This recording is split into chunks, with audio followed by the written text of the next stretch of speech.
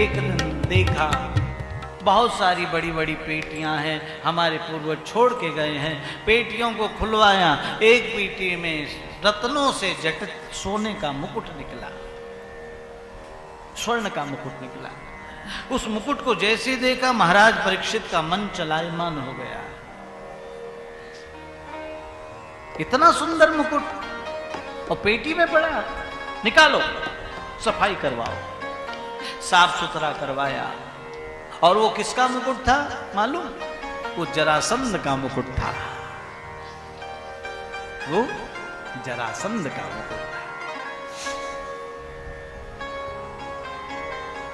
बहुत ध्यान देना,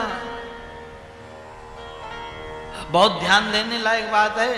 गिरही का टुकड़ा बुरा 9 आंगुल दांत, भजन करे तो उबरे नातर काढ़े आ। महाराज बहुत विचारणीय है। महाराज परीक्षित ने यहीं पर विचार नहीं किया कि मुकुट आया कहां से, और उस मुकुट को धारण कर लिया। और जैसे ही धारण किया वैसे ही बुद्धि विपरीत हो गई, बुद्धि विपरीत हो गई। क्योंकि जरासंध जो है वो आतताई राजा था, बड़ा आतताई था।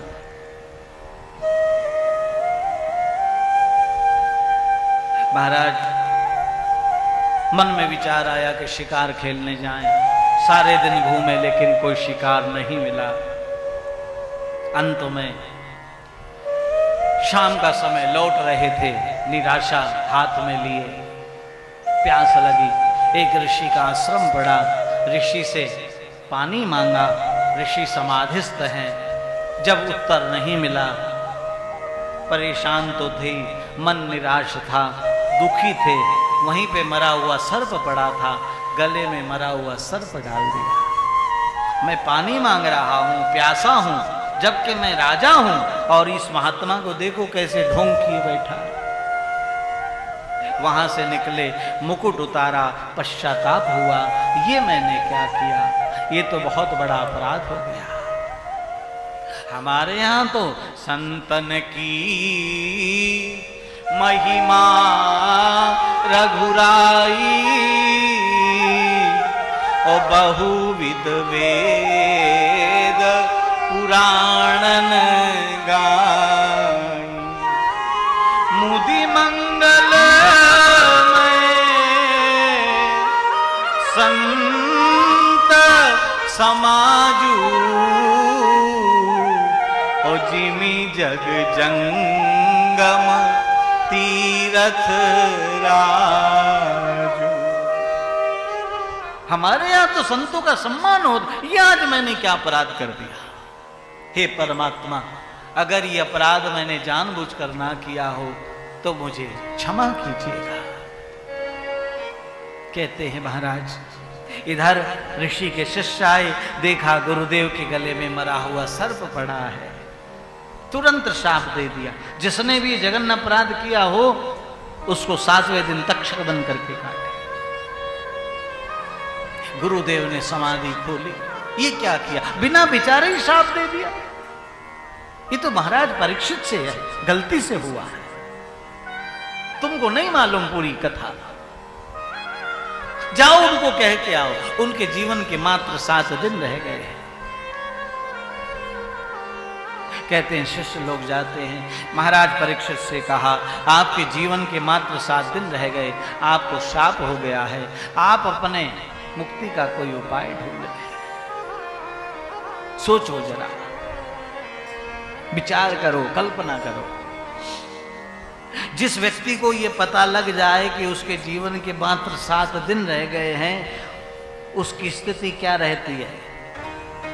वो 7 दिन बाद तो बाद में मरता है, पहले तो सुनते ही मर जाता है। होता है कि नहीं? लेकिन महाराज परीक्षित का, लेकिन ये तो यहां तो कृष्ण कृपा है ना। महाराज परीक्षित ने शिष्यों को नतमस्तक हुए, आपकी बड़ी करुणा हुई, आपने मेरे अपराध का मुझे दंड दिया, आपको धन्यवाद है। कहते हैं महाराज परीक्षित ने अपने पुत्र जन्मेजय को गादी पर बैठाया और स्वयं गंगा के किनारे परम पावनी भागीरथी गंगा शुक्रताल नामक स्थान है जहां पर संतों का समूह है, गंगा जी के किनारे आ गए। महात्माओं से कहा, हे महात्माओं, हे मुनियों, मेरे जीवन के मात्र 7 दिन रह गए हैं, म्रियमाण पुरुष का क्या कर्तव्य होता है, कृपया मेरा मार्गदर्शन करें। सब निरुत्तर हो गए। सबने एक ही बात कही, राजन 7 दिन में तो कुछ नहीं होता, क्योंकि यहाँ तो जन्म जन्म मुनि यतन कराही, जन्म जन्म मुनि यतन कराई, जन्म जन्म मुनि यतन कराही, जन्म जन्म मुनि यतन कराई, अंतरा कही आवत नाही, अंतराम कही आवत नाही, अंतराम कही आवत नाही, अंतराम कही आवत नाही, जब बहुकाल करिया सत्संगा, जब बहुकाल करिए सत्संगा, जब बहुकाल करिया सत्संगा, जब बहुकाल करिए सत्संगा, तब ही न होय मन भंगा, तब ही न होए मोर मन भंगा, तब ही न होय मन भंगा। अब हे न होए मोर मन भंगा। सब निरुत्तर हो गए, सब असमर्थ हो गए। अंत में अपने पितरों का ध्यान किया महाराज परीक्षित ने, आप ही सहायक बने, कोई मार्गदर्शन करें। पितरों का आशीर्वाद हुआ, उत्तर दिशा की ओर से आवाज आई, हरे नमः, हरे नमः, हरे नमः। मैंने बताया ना, जो इच्छा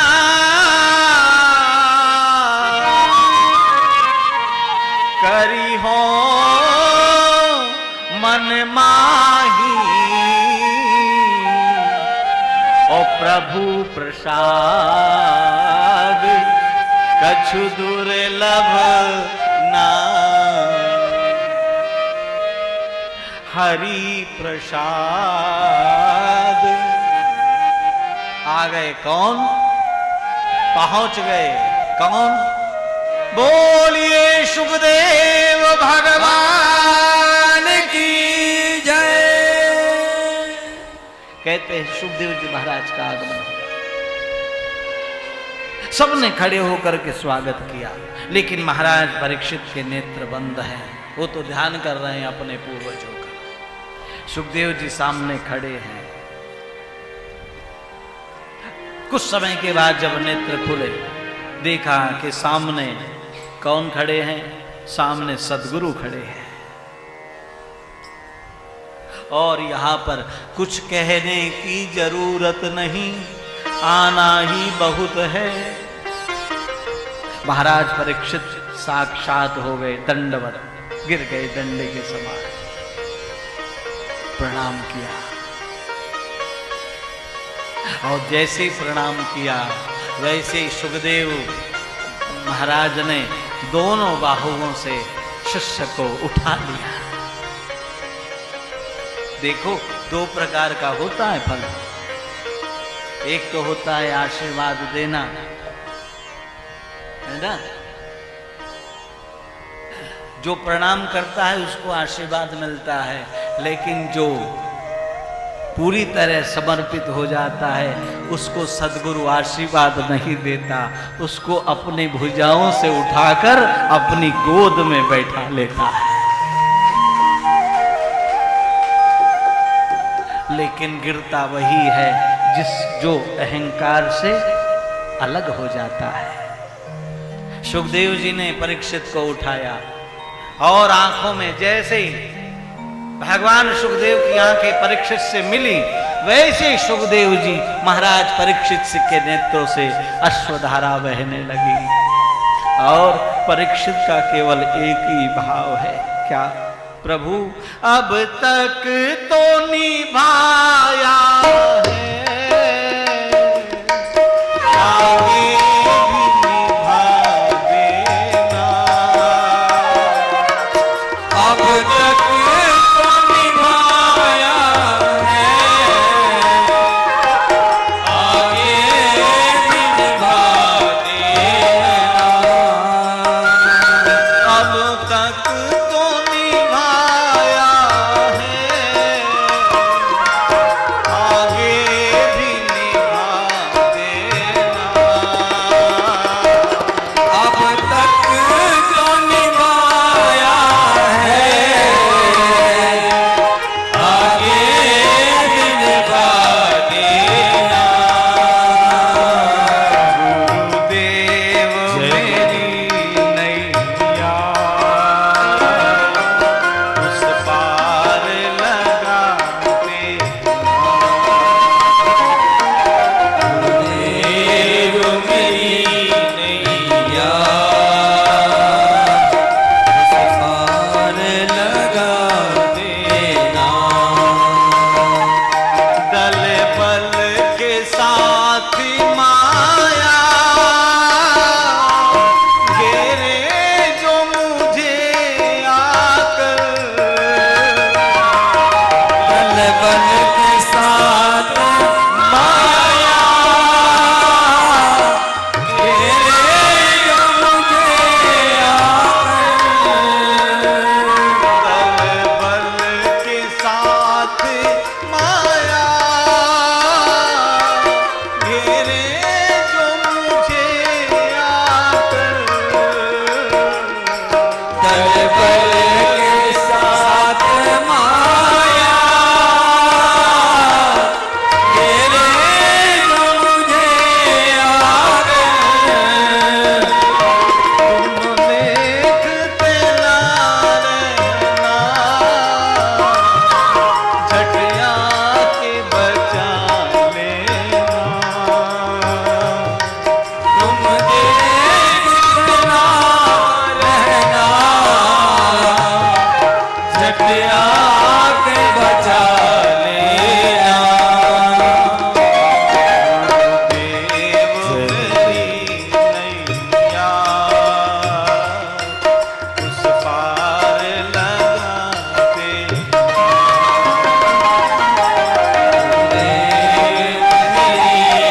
नैया उस पार लगा देना। कहते हैं गुरुदेव ने सुखदेव जी महाराज ने बैठाया, आ बैठ, 7 दिन तो तेरे पास बहुत है, मैं चाहूं तो तुझे एक मुहूर्त में मुक्ति दिला सकता हूं, लेकिन 7 दिन का अवसर मिला है, आज इसका सदुपयोग करते हैं दोनों। क्या गुरु? परीक्षित चिंता मत कर, मैं हूं ना। कहते हैं महाराज परीक्षित का तो सारा शोक मोह भय सब भाग गए दर्शन मात्र से, सब कुछ भाग गया।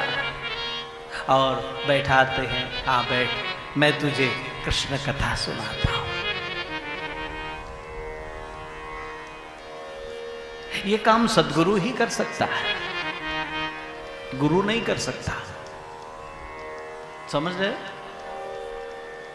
जब बेटा बहुत परेशान होता है, लौट कोई उसे समस्या, तो माँ कहती बैठ, आ बैठ, ले पहले तो दूध पी, क्यों चिंता कर रहा, सब ठीक हो जाएगा। कहते सुखदेव जी महाराज ने, मैं तुझे कृष्ण चरित्र सुनाता हूं परीक्षित। बैठ केवल सावधान होकर कृष्ण कथा सुन। और गंगा के किनारे श्रोताओं गंगा के तट पर हो रहा है कृष्ण चरित गायन।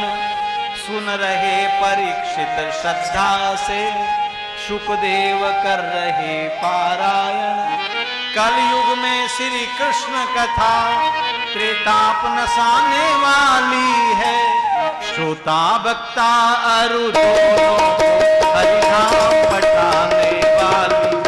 श्रोता वक्ता दोनों हरिनाम पठाने वाले हैं। श्रोता वक्ता दोनों हरिनाम पठाने वाली। श्रोता वक्ता दोनों हरिनाम पठाने वाले हैं। कलयुग में श्री कृष्ण कथा त्रेताप नसाने वाली है। त्रेताप नसाने वाले, ओ त्रेताप नसाने वाली। श्रोता वक्ता दोनों हरिनाम पठाने वाली। श्रोता वक्ता दोनों को हरिनाम पठाने वाली है। श्रोता वक्ता दोनों हरिनाम पठाने वाली। श्रोता वक्ता दोनों को हरिनाम पठाने वाली है। भगवान सुखदेव महाराज परीक्षित को कथा सुनाते हैं। भगवान परीक्षित की शंकाओं का समाधान किया है। उसके बाद प्रभु ने सृष्टि का वर्णन सुनाते हैं। सृष्टि किस तरह सृष्टि की रचना हुई। कृष्ण गोविंद गोविंद गोपाल। कृष्ण गोविंद गोविंद गोपाल। राधे गोविंद गोविंद गोपाल। राधे गोविंद गोविंद गोपाल। भज मुरली मनोहर नंद लाला। भज मुरली मनोहर नंद लाला। भज मुरली मनोहर नंद लाला। भज मुरली मनोहर नंद लाला। राधे गोविंद गोविंद गोपाल।